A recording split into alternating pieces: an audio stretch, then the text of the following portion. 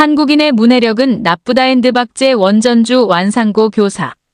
우리나라 국민의 문해력이 우려할 수준으로 떨어졌다는 목소리가 이곳저곳에서 나오며 사회적 관심 또한 뜨겁다. 특히 교사들은 코로나 사태가 시작된 이래 원격 수업으로 인해 대면 학습 기회가 줄어들면서 글을 읽어도 이해하지 못하는 청소년들이 많아졌다고 말한다. 필자는 본 칼럼을 통해 3회에 걸쳐 문해력 저하 실태를 짚어보고 이를 개선할 해법을 모색하고자 한다. 제1편 한국인의 문해력은 나쁘다. 제2편 문해력의 비밀은 뇌에 숨겨져 있다. 제3편 비판적으로 텍스트를 읽고 또 읽어라. 문해력 정말 나쁠까? 최근 문해력을 둘러싸고 한국 사회에서 논란이 뜨겁다. 특히 한국인의 문해력이 나쁘거나 낮아진다고 한다. 문해력 혹은 리터러시는 보통 글을 읽고 이해하는 능력을 일컫는다. 그러나 그 의미는 시대 흐름에 따라 끊임없이 변해왔다. 고대에는 문학에 대한 지식 능력으로, 중세에는 라틴어를 읽고 쓰는 능력으로, 근대에는 모국어를 읽고 쓰는 능력으로 받아들여졌다. 현대에 들어와 문해력은 한 측면에서만 논의되지 않는다. 사회 구조가 디지털 구조로 빠르게 변화됨에 따라 문자에 해당하는 텍스트의 범위가 넓어졌다. 즉, 카메라를 증강된 눈으로 받아들여 사진과 동영상을 텍스트로 받아들이고 문해력의 매체 정보의 신뢰도를 확인하는 능력을 집어넣었다. 국제연합교육과학문화기구 UNESCO는 문해력을 다양한 맥락과 연관된 인쇄 및 필기 자료를 활용하여 정보를 찾아내고 이해하고 의미를 창조하고 소통하고 계산하는 힘으로 본다. 국제학업성 취 도평가 PISA는 문해력을 읽기 영역으로 한정하지 않고 수학 리터러시, 과학 리터러시를 포함한다. OECD 교육 2030 프로젝트에서는 문해력을 시각적, 청각적, 공간적 매체 및 전자 텍스트를 사용하여 의미를 구성하는 종합적 능력으로 본다. 그러다 보니 문해력은 컴퓨터 문해력, 미디어 문해력, 정보 문해력, 수 문해력, 과학적 문해력 등으로 구분된다. 사회, 정치적 이데올로기 측면에서 문해력을 정의하기도 한다. 글이 정치적으로 누구의 이익을 대변하는가, 윤리적으로 어떤 의도로 쓰였는가 등을 분석하고 판단하는 비판적 사고력을 문해력으로 본다. 주위에 읽고 쓰지 못하는 아이들이 많지는 않지만 쉽거나 짧은 글은 읽어도 긴 글을 이해하지 못하는 아이들은 드물지 않다. 한국교육방송 EBS은 2021년 중학교 3학년을 대상으로 문해력 수준을 평가했는데 그 결과는 충격적이었다. 무려 27%의 학생이 적정 수준 미달로 교과서를 이해하지 못하는 것으로 나타났으며 11%의 학생들은 초등학생 수준의 문해력을 보였다. 국제학업성 취도평가 PISA 읽기 영역의 경우 교과서를 이해할 수 없을 정도로 낮은 문해력을 보여주는 이 수준 미만의 학생이 2006년에는 18.2%에 불과했으나 2018년에는 34.7%로 늘어났다. 특히 기초학력 미달 학생으로 분류되는 1수준 이하는 2006년 5.7%에서 2018년에는 15.1%로 급증했다. 성인들이라고 크게 다를 바가 없었다. 2008년의 국립국어원 조사를 보면 우리 국민 중 한글을 깨치지 못한 문맹률은 1.7%로 낮았지만 성인 960만 명이 실질 문맹자였다. 이들 중에 기초적 읽기, 쓰기, 세마기를 하지 못하는 비문의 성인 인구는 311만 명 7.2%이었고 문자를 해독하더라도 병원이나 약국에서 처방된 투약 설명서를 이해하지 못하는 등 일상생활이 불편한 인구도 217만 명 5.1%이나 되었다. 또한 일상생활에 큰 불편은 없더라도 보험 규정을 이해하는 등 공공경제생활에서 읽기, 쓰기, 세마기가 어려운 성인 인구도 432만 명 10.1%이었다. 2013년에 OECD 경제협력개발기구가 실시한 국제성인 역량조사 PIAAC에서도 한국인 1665세의 언어 능력은 평균인 3수준 이하가 91.5%로 나타났다. 이는 다수의 성인이 전문 서적이나 생활규범 등 비교적 복잡한 텍스트를 읽었을 때 잘 이해하지 못한다는 뜻이다. 교사들도 학생들의 문해력 수준이 눈에 띄게 낮아지고 있다고 본다. 구미 봉곡 초등 학교 교사들은 초등교육에서 낮은 문해력으로 인한 학력 저하와 학습 격차를 우려한다. 초등교육은 문해력이 전부라고 생각한다. 국어 능력이 바탕이 된 상태에서 중학교를 보내는 것이 초등교육이 해야 할 일이라고 생각된다.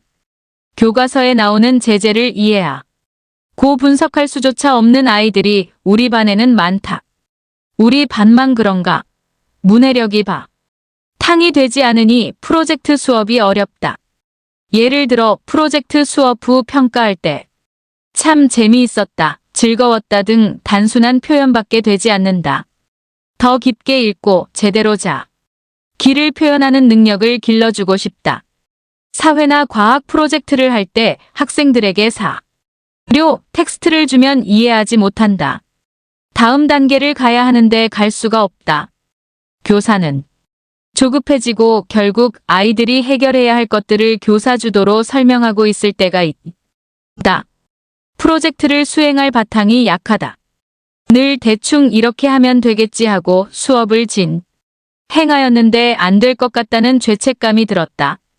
읽기 능력을 기르는 방식을 알고 가르쳤으면 좋겠다. 제대로 된 읽기 능력을 가르치기 위해선 어떻게 수업을 해야 하나? 아직 나는 모르겠다.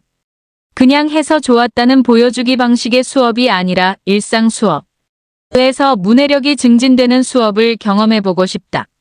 출처 좋은 쥐와 이오육 나눔 서투른 독자에서 진실한 작가가 되기까지. 고등학교에 재직 중인 홍수봉 교사는 학생들이 글자를 읽을 수 있지만 글의 의미를 이해하지 못해 사회, 역사, 과학 교과서를 혼자 읽지 못한다고 말한다. 그는 수업에서 벌어진 웃지 못할 사건을 한 예로 든다. 언젠가 모의고사를 본 뒤 한 아이가 문제가 잘못되었다면서 시험지를 들고 뛰어나왔습니다. 기차의 기적 소리라는 내용이 들어간 시였는데 기적의 뜻을 미러컬이라고 생각한 것이죠. 또 어떤 학생은 머리에 서리가 내렸다는 문장을 보고 머리에 서리가 내리는데 왜 여름이에요? 라고 질문한 적도 있습니다. 출처 EBS 다큐 프라임 제작진 다시 공부, 다시 학교. 한국인의 문해력이 나쁘지 않다는 반론도 있다. 실질적 문맹을 우려할 수 있지만 언론이 지나치게 불려서 퍼뜨린 이야기라는 것이다. 2013년 OECD가 발표한 국제성 인역량 조사 PIACC에서 1665세 한국인 평균 문해력은 최저 수준이 아니라 273.5로 OECD 평균이었다. 한국과 유사한 문해력을 지닌 국가는 캐나다와 영국이었으며 독일과 프랑스 같은 선진국은 한국보다 평균 문해력이 낮았다. 특히 1624세 한국인 문해력은 OECD 4위였다. 더 나아가 PIACC를 근거로 1665세 한국인의 언어 능력 수준에 대해 91.5%를 평균 이하로 본 것도 판단 기준이 적절하지 않을 수 있다. PIAAC에서 정의하는 4, 5 수준의 읽기 능력은 복잡한 지문 독해를 요구하는 스킬로서 대부분의 조사 대상 국가에서 10% 내외를 차지하는 최상위 집단을 보여준다. 즉 3수 수준을 평균으로 잡아 한국인 다수를 실질 문맹자로 보는 것은 부풀려졌다고 볼 수 있다. PIAAC를 해석하고 정리한 보고서인 한국인의 역량, 학습과 일만 보더라도 상위인 3, 4, 5 수준이 OECD는 50%, 한국은 49.8%로 차이가 없었다. 국제학업성 취도평가 PISA를 보더라도 2018년 조사에서 만 15세 한국 청소년 읽기 평균 점수는 OECD 국가 중 5번째로 높다. OECD 평균 점수는 487점이고 한국은 514점이었다. 물론 한국의 읽기 점수는 2006년에 556점에서 2018년 514점으로 하락했다. 그러나 OECD 회원국 읽기 점수 평균이 2015년 493점에서 2018년 487점으로 하락한 것과 비교하면 한국은 동기간 517점에서 514점으로 하락했을 뿐이다. 결국 한국 청소년들이나 성인들의 문해력이 낮다고 우려하는 건 통계 수치를 봤을 때 지나친 측면이 있다. 그러나 국제학업성 취도평가 PISA 읽기 등 문해력 지표 전반을 보면 한국인의 문해력이 나빠지고 있다는 우려는 지나치지 않다. 문해력 절대 수준은 하락하고 있으며 고난도 텍스트를 이해하지 못하는 문제 또한 분명히 존재한다. 특히 다수의 청소년이 텍스트를 대충 훑어보며 개별적 정보만 발췌하는 습관에 빠져 있으며 집중력도 부족하다. 더 큰 우려는 텍스트를 제대로 이해하지 못하였는데도 더 깊이 읽으려고 노력하지 않는다는 점이다. 그러다 보니 SNS에 게시된 글을 읽고도 잘 이해할 수 없어 엉뚱한 댓글을 다는 사람도 늘어난다. 2019년에 영화 기생충과 관련된 댓글 논란이 있었다.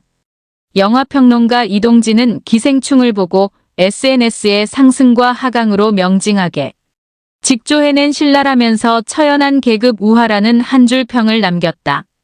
그랬더니 낱말조차 이해하지 못하는 문해력 문제의 민낯이 고스란히 드러났다. 은층의 네티즌들은 언어 영역 1등급인데도 이런 말 처음 들어봐요. 명징이나 조라는 어려운 말을 써서 꼭 잘난 체를 해야 하나요? 라고 댓글을 쓰면서 이동진 평론가를 현학적이라고 빈정댔다. 이런 문제는 학교나 기업에서도 나타난다. 어휘력 빙고는 초중고 수업에서도 드물지 않다. EBS가 방송한 당신의 문해력에는 고등학교 2학년 사회 수업 장면이 등장한다. 교사는 영화 기생충을 소개하기에 앞서 제작 초기에 그 영화의 가제는 데칼코마니였다고 설명했다. 그러자 학생들은 하나같이 가제의 의미를 몰라 어리둥절하며 교사가 그 뜻을 묻자 교실 한편에서는 바닷가재인 랍스터라는 대답이 나왔다. 그뿐만 아니었다. 교사의 설명 중에 양분, 위화감이라는 용어가 나오자 그 의미도 전혀 알지 못했다. 기업에서는 학력이나 스펙이 높은 직원들마저 직무 자료를 분석하거나 보고서를 쓸 때 자주 어려워한다. 실제로 일부 대기업은 신입사원을 채용할 때 텍스트 읽기와 분석 능력이 좋은 지원자를 선호하며 대학의 문해력 교육을 위탁하거나 문서를 읽고 작성하는 직무 연수를 개설하기까지 한다. 디지털 문해력도 우려할 수준이다. 디지털 문해력은 현대 사회에서 필수적인 소통 능력이다.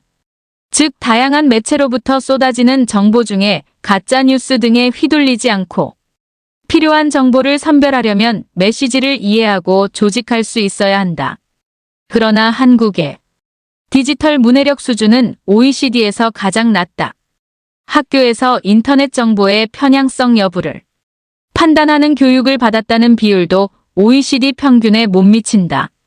경제협력개발기구가 발표한 피사 PISA 21세기 독자 디지털 세상에서의 문해력 개발 보고서를 보면 한국의 만 15살 학생 중3, 고1들은 사기성 전자우편 피싱 메일을 식별하는 역량평가에서 멕시코, 브라질, 콜롬비아, 헝가리 등과 함께 최하위 집단으로 분류되었다.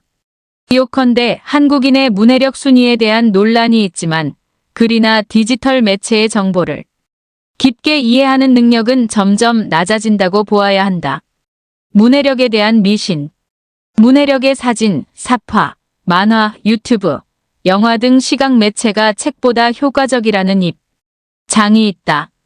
예컨대 왜 그걸 복잡하게 책으로 읽어? 영상으로 잘 나와 있으니까 영상을 보면 되지라고 말한다. 청소년들만 보더라도 디지털 네이티브 세대로서 주로 상으로 정보를 검색하고 유튜브를 검색 엔진으로 쓰며 SNS를 통해 빈번하게 소통한다. 또한 인류의 역사를 보더라도 소통수단은 소리, 말, 그림, 글자로 바뀌어 왔으며 다중 텍스트를 혼용하면서 소통 범위를 넓혀왔다. 그러나 시각 매체의 기술적 한계는 너무도 명백하다. 유튜브만 보더라도 깊이 있는 논이나 강연 등을 보여주는 영상도 있긴 하지만 책이나 영화 소개에서 보듯이 짧은 동영상이 대부분이다. 특히 510분 정도의 짧은 동영상으로는 사건의 복잡성과 다면 성을 제대로 표현할 수 없다. 나아가 한 주에 몇 번씩 콘텐츠를 업데이트하더라도 짧은 분량의 한계를 벗어날 수 없으므로 시청자는 주제를 깊이 이해할 수 없다. 즉 유튜버의 사고는 그 깊이가 얕아질 가능성이 높다. 그러나 책에는 사건의 발단에서 말에 이르기까지의 과정이 상세하게 들어있다. 독자는 사건 전반에 대해 총체적으로 이해할 수 있고 심지어 자신의 관점과 처한 상황에 따라 사건을 재해석할 수 있다. 더 나아가 저자나 비평가가 놓치는 새로운 결론도 제시할 수 있다. 그러므로 독서는 그 어떤 시각 매체보다 효과적으로 문제를 해결하는 대안을 찾게 한다. 즉 책은 세상에 대한 넓은 시야, 비판적 사고와 창의적 사고를 길러주고 합리적인 대안을 모색하는 최고의 도구로서 손색이 없다. 수많은 문해력 연구자가 지적하듯 책과 시각 매체 간의 사고력 차이는 말과 글의 관계에서 발생한다. 말은 생물학적 본능이므로 자연스럽게 습득되며 그림이나 영상은 말이 발달하는 능력에 맞춰진 미디어이다. 반면에 글은 순수하게 사회문화적인 훈련으로만 습득되며 훈련을 통해서만 읽기 수준이 높아진다. 그러므로 글로써 정보를 읽고 이해하는 일은 인지적으로 수고스러운 작업이지만 주어지는 보상은 클 수밖에 없다. 이 점에서 수준 높은 영상을 기대하는 영상 제작자는 다양한 분야의 많은 책을 읽어야 한다. 무엇보다도 인류가 쌓아온 지식이 주로 글 위주의 텍스트로 되어 있는 때도 그걸 싹 무시하고 좋은 영상을 제작하겠다는 의도는 착각일 뿐이다. 인류는 책을 통해 각자의 머릿속에 간직했던 고유한 경험을 타자와 공유해왔으며 책이 보급됨으로써 새로운 지식이 만들어졌고 인류 전체의 지식 총량도 늘어났다. 기원전 약 3,500년 전에 메소포타미아 지역에서 수메르인이 쐐기 문자로 기록한 점토판만 봐도 알 수 있다. 최초의 책으로 알려진 이 점토판에는 개인과 집단의 경험이 천문학, 철학, 의학, 문학, 수학으로 분류되어 기록되어 있으며 그 지식이 주위로 전파됨으로써 찬란한 고대 문명이 발달했다. 요컨대 독서 능력은 하찮지 않으며 문해력에 있어 플랫폼의 역할을 한다. 문해력이 독서량과 비례한다. 라고 보는 통념도 일종의 미신이다. 많은 책을 읽었다고 해서 자동으로 문해력이 늘지 않는다.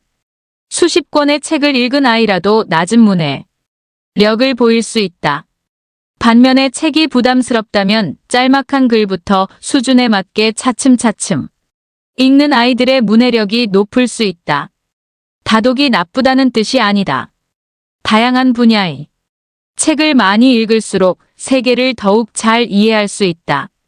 일본의 유명한 독서운동가였던 하시모토 다케시 선생은 은수저라는 책으로 6년 동안 정독 수업을 했지만 학생들에게 다양한 책을 읽는 다독도 병행케 했다. 일본 작가의 작품만 아니라 쥘 르나르의 홍당무 같은 외국 문학도 선택하여 수업에 활용했다. 다독 수업을 할 때도 중학교 1학년은 나스메 소세키의 도련님이나 아쿠타가와 류노스케의 랴쇼몽처럼 읽기 쉬운 책을, 학년이 올라갈수록 고사기나 우에다 아키나리의 우게스모 노가타리 같은 수준 높은 일본 고전을 읽게 했다. 즉 과학적 독서법을 따랐다. 또한 전문 분야의 지식을 이해하거나 관련된 책을 쓰려고 해도 많은 책을 읽어야 한다. 톨스토이는 우리가 잘 아는 전쟁과 평화를 쓰기 위해 작은 도서관 하나 정도 분량의 책을 읽었다. 고한다. 일본 최고의 저널리스트로 알려진 다치바나 다카시는 한 권의 책을 쓸 때 큰 주제는 약 500여 권, 작은 주제는 약 100여 권 정도의 책을 읽었다고 한다. 다만 다독이 문해력을 측정하는 지표로는 쓰이지 않아야 한다.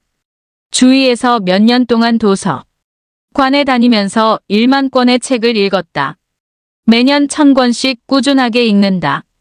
라는 작가들을 보는 일은 드물지 않다. 그러나 책은 수많은 정보와 자료를 제공하는 생각도구 일 뿐이며 독서의 본질은 세계와 자신에 대한 편견과 고정관념을 깨는 데 있다. 그러므로 문해력 측정 지표로서 다독을 설정하면 많은 책을 빠르게 읽어야 한다는 심적 부담감만 초래할 뿐이다. 독서법, 즉 정독, 다독, 남독 등 중에 무엇이 문해력을 가장 높일 수 있는가에 대한 질문도 미신이다. 이 물음은 메인 메뉴를 알려주지 않고서 가장 맛있는 반찬을 고르라는 질문과 비슷하다. 즉 한식인가 양식인가 중식인가에 따라 어울리는 반찬이 달라지듯이 독서의 목적이나 텍스트의 종류에 따라 다양한 독서법이 존재한다. 예컨 대 시카고 대학 교수로 탁월한 교육 사상가이며 철학자인 모티머 저롬 애들러는 독서의 목적이나 독자의 문해 수준에 따라 3단계 독서법을 제시한 바 있다. 1수준은 개관 독서로 대충 읽기, 훑어 읽기, 개관 읽기, 골라 읽기를 뜻한 다. 2수준은 분석적 독서로 철저하게 읽기, 꼼꼼하게 읽기, 씹어서 소화되도록 읽기 라고 할 수 있다. 3수준은 종합독서법으로 하나의 주제를 가지고 여러 권의 책을 비교하면서 읽는 주제별 독서이다. 많은 독서법 책에 나오듯이 역사적 위인이나 유명한 작가가 권장하는 독서법을 따르라는 충고도 미신이다. 예컨대 베스트셀러 작가 이지성은 리딩으로 리딩하라에서 고전을 즐겨 읽었던 위인을 들면서 고전을 탐독하면 그들처럼 천재가 되고 성공할 수 있다고 말한다. 그의 충고가 모두 틀렸다고 할 수는 없다. 동방의 성인으로 불리는 공자는 가난한 환경에서도 10가구의 작은 마을에는 반드시 나만큼 충직하고 진실한 사람이야 있겠지만 나처럼 학문을 사랑하는 사람은 없을 것이다. 라고 말하면서 고전 읽기를 포기하지 않았다. 그러다가 나이 30의 삶에 드디어 성공이 찾아왔다. 우리가 아는 논어의 위정편에 나오는 일입, 즉 30세가 되어서 주위에 들리지 않았다는 의미는 이때부터 제자를 받아들일 정도로 사회적으로 학문적 경지를 인정받아 성공했다는 뜻이다. 하지만 이 방법을 보편적이고 합리적인 독서법으로 볼 수는 없다. 이지성은 개인적 체험을 일방적으로 소개할 뿐이지 그 방법이 독자 대부분에게 좋다는 과학적 근거를 책에서 단 한 줄도 제시하지 않는다. 어쩌면 어릴 적부터 유명한 독서법으로 아이에게 책을 읽혔는데도 문해력이 늘지 않았다는 학부모들의 하소연도 이런 근거 없는 독서법을 따랐기 때문으로 볼 수 있다. 문해력을 개개인의 역량으로만 보는 시각도 미신이다. 빈곤이 가지지 못한 자의 책. 이미 아니듯이 문해력을 본인 책임으로 돌리는 관점은 지나치게 안이하고 위험하다. 가정 환경만 보더라도 부모의 낮은 소득, 과도한 부모의 학습 압력, 아동기 때부터 성된 잘못된 독서 습관 등은 문해력 문제를 일으킨다. 실제로 지능, 배경 지식, 경험, 기억력이 부족한 아이는 가정 환경이 매우 열악한 경우가 많다. 이 문제에 대해 청주 교육대학교 엄훈 교수는 문해력이 낮은 아이에게 더 많은 학습 지원을 해주어야 한다. 라고 지적한다. 문해력 환경이 갖춰지지 않으면 발화 조건이 되지 않아 식물의 싹이 돋지 않는 것처럼 아이들에게 기초적인 읽기 능력인 발생적 문해력도 아예 자라지 않을 수 있습니까? 그런데 이 책임을 가정에 물어서는 안 됩니다. 적어도 공교육의 시스템이 나라의 학교라면 그 아이들을 도와줄 책임이 있습니다. 출처 EBS 다큐 프라임 제작진 다시 공부, 다시 학교. 사회적, 문화적 환경도 무시할 수 없다. 가까운 거리에 마을 도서관이 있는가 도. 서관에 가면 읽을 만한 책을 추천할 사서가 있는가 사서 선생님과 대화할 기회가 주어져 있는가 책을 읽는 사람이나 책 이야기를 하는 사람과 SNS에서 대화를 나누는 가 읽고 쓰거나 깊은 생각을 하는 습관이 얼마나 일상에 녹아 있는가 문해력 향상을 지원하는 정부 예산이 얼마나 되는가 등은 문해력과 밀접하다. 또한 소득 격차가 낮은 국가는 소득 격차가 큰 국가와 비교해 상대적으로 문해력 수준이 높다. 2003년 버뮤다, 캐나다, 이탈리아, 노르웨이, 스웨덴, 미국 등 6개 국가의 1665세 성인들을 대상으로 문해력 실태를 조사했다. 그랬더니 문서 문해력 수준은 소득 격차가 낮은 노르웨이, 버뮤다가 높았던 반면 미국과 이탈리아는 낮았다.